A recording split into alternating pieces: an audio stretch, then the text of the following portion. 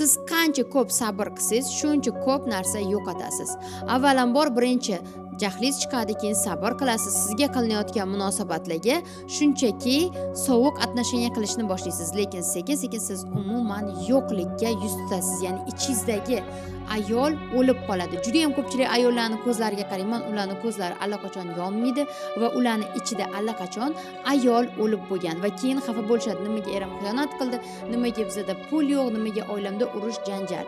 Aynan mana shu oiladagi munosabatlarni juda ham chiroyli qilish uchun sizga bir nechta mani darslarim yetib ortadi. Bu darslarimni esa men yopiq pulli kanalimda bo'lishaman va siz mana shu videoni tagidagi silka orqali ro'yxatdan o'tib, yopiq pulli kanalimga qo'shilib, o'sha darslar orqali bemalol o'zingizni hayotingizni o'zgartirishingiz mumkin.